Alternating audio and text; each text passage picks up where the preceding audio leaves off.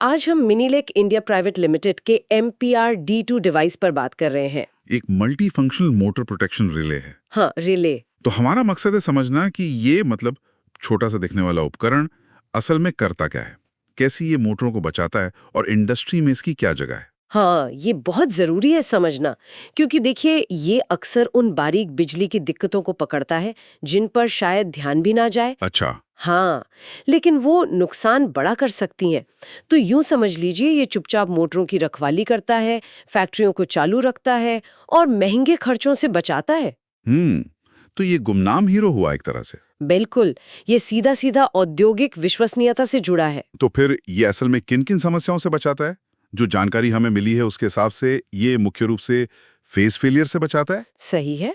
अगर 3 में से कोई एक फेज चला गया, हाँ है ना, फिर फेज रिवर्सल। हाँ, जिसमें मोटर उल्टी घूम सकती है, खतरनाक हो सकता है ये। बिल्कुल। और फेज असंतुलन मतलब जब तीनों फेजों में वोल्टेज या करंट बराबर ना हो। हाँ, ये बहुत आम है। और वोल्टेज का बहुत कम या ज्यादा हो जाना, वो भी अंडर वोल्टेज, ओवर वोल्टेज, इन सब से बचाता है। और देखिए ये सुरक्षा कोई मामूली बात नहीं है।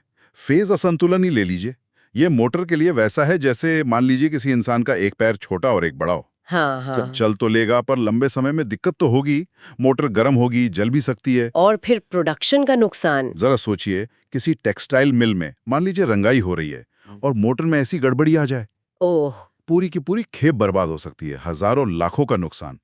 तो ये रिले सिर्फ मोटर नहीं बचाता, ये असल में प्रोडक्शन का नुकसान और मरम्मत के भारी खर्चों को रोकता है। मोटर की उम्र भी बढ़ती है इससे। हाँ, ये तो बड़ा फायदा है। अच्छा, इसमें कुछ और फीचर्स की भी बात है, जैसे LED इंडिकेटर्स हैं खराबी बताने के लिए। ये कितने प्रैक्टिकल होते हैं फील्ड में? अरे बहुत प्रैक्टिकल हैं। जब कोई फॉल्ट होता है ना तो वो खास एलईडी जल जाती है। अच्छा। तो टेक्नीशियन को तुरंत आइडिया लग जाता है कि भाई दिक्कत वोल्टेज की है, फेज की है या असंतुलन की है। टाइम बचता है इससे।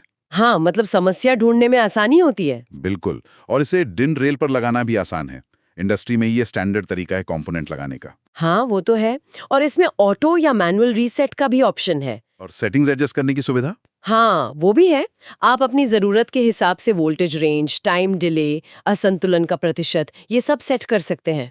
ठीक है। और इसके इस्तेमाल की जगहें वो तो बहुत सारी हैं। पानी पंपिंग सिस्टम्स हैं, हाँ। Textile industry, chemical plant, HVAC systems मतलब हीटिंग, वेंटिलेशन, एयर कंडीशनिंग वाले। अच्छा, HVAC में भी। हाँ, फिर मोटर कंट्रोल सेंटर्स मतलब MCCs, जहाँ से बहुत सारी मोटरें कंट्रोल होती हैं।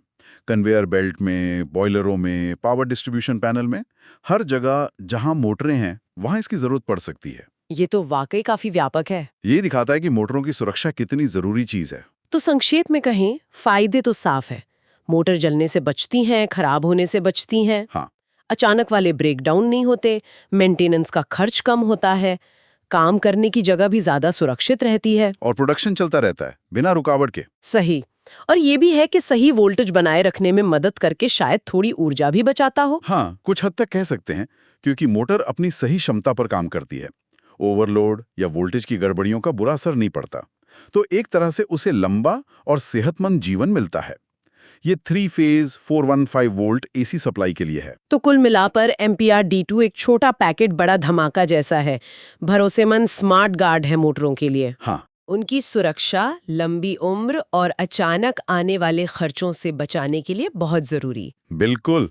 और ये हमें एक महत्वपूर्ण सवाल पर सोचने के लिए भी मजबूर करता है। क्या? देखिए, आज का दौर ऑटोमेशन का है ना? सब कुछ मशीनों पर है। हाँ, बिल्कुल। ऐसे में बिजली की क्वालिटी में मतलब वोल्टेज में या फेज में जरा सी भी गड़बड़ी पूरा सिस्टम ठप कर सकती है, भारी नुकसान पहुंचा सकती है। सही बात है। तो ऐसी स्थिति में MPR-D2 जैसे जो सुरक्षा उपकरण हैं, वो सिर्फ एक पुर्जा नहीं रह जाते।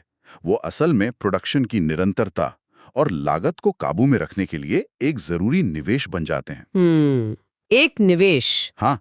तो सवाल ये उठता है कि क्या हम अपनी इंडस्ट्रीज में, अपनी प्रक्रियाओं में प्रॉब्लम होने पर रिएक्ट करने के बजाय उसे पहले से रोकने के लिए मतलब प्रोएक्टिव होने के लिए पर्याप्त ध्यान दे रहे हैं?